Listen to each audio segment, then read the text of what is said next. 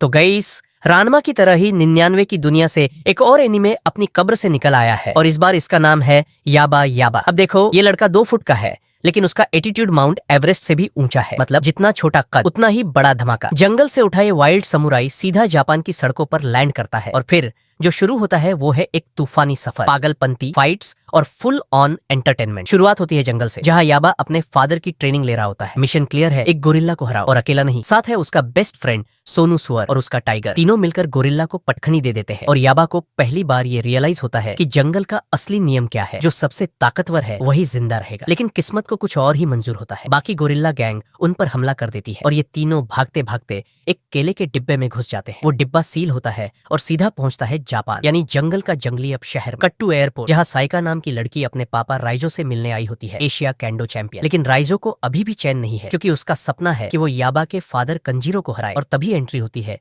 याबा, कंजीरो और उनके टाइगर की, जो एयरपोर्ट पर पूरा तूफान मचा देते हैं। इसी बीच याबा भागते भागते साइका से टकराता है और जैसे ही उसे पता चलता है कि सामने एक लड़की है, भाई का सारा जंगल वाला एक्साइटमेंट फूट पड़ता है, क्योंकि उसने आज तक लड़की देखी ही नहीं थी। कंजीरो अपने पुराने दुश्मन राइजो को देखकर इग्नोर मारता है और सबको लेकर सीधा राइजो के घर चला जाता है। अब राइजो के घर पर क्या हो रहा है किसी को कुछ समझ नहीं आता, लेकिन दादी अम्मा की एंट्री होती है और याबा की हरकतें देखकर उन्हें समझ में आ जाता है ये लड़का भी अपने बाप जैसा ही पूरा पागल है। साइका की ग्रैंडमदर एक डील रखती है, अगर याबा उनके डोजो में सबसे ताकतवर फाइटर को हरा दे तो वो उसे घर में रहने देंगी। याबा को इससे कोई फर्क नहीं पड़ता, उसे तो बस फाइट करनी है। जंगल की ट्रेनिंग याद आती है, परसेप्शन ऑन पॉइंट होता है और वो अपने ओपोनेंट को हवा में उड़ा देता है। सब शॉक में होते हैं, लेकिन याबा को लगता है ये बस नॉर्मल है, जंगल के नियम यही तो है। फिर अगले दिन कंजीरो अचानक गायब हो जाता है और याबा अकेला रह जाता है। साइका उससे उसके टाइगर के बारे में पूछती है और हमें पता चलता है कि वो टाइगर असल में याबा को खाने आया था, लेकिन याबा की मासूमियत में वो टाइगर उसका दोस्त बन गया। जंगल की दोस्ती कुछ अलग ही होती है। अब याबा साइका के साथ स्कूल भी चला जाता है, उसे नहीं पता स्कूल क्या होता है। और जब साइका उसे डराने की कोशिश करती है कि वहाँ मॉन्स्टर रहते हैं, याबा तो एक्साइटेड हो जाता है, क्योंकि उसे लगता है कि कोई और ताकतवर अपोनेंट मिलने वाला है। स्कूल में याबा की हरकतें तो कमाल की है, लड़कियों को चेक करना, बाथरूम में घुस जाना, क्योंकि उसके पापा ने यही सिखाया है कि लड़कियों को यही पसंद आता है। लेकिन सायका इसे बर्दाश्त नहीं करती और उसे बाहर फेंक देती है। और तभी उसकी मुलाकात होती है ताकेशी से, नेशनल चैंपियन। याबा उसे देखता है और तुरंत लड़ने के लिए चैलेंज कर देता है, लेकिन ताकेशी बिना ज्यादा बात के उसकी तलवार नीचे गिरा देता है और याबा उसे अपना राइवल बना लेता है। अब याबा कहाँ मानने वाला था, वो ताकेशी से लड़ाई करने के लिए उसका पूरा इक्विपमेंट चुरा लेता है और स्कूल में हर जगह ट्रैप्स लगा देता है। ताकेशी गुस्से में लाल हो जाता है, लेकिन फिर भी फाइट से मना करता है। आखिर में याबा उसे एक गड्ढे में गिरा देता है और ऊपर से बॉल्स फेंक फेंक कर उसे दफना देता है। खुद को भेड़िया समझते हुए हवा में चिल्लाता है। ताकेशी अब टूट चुका है, ना नींद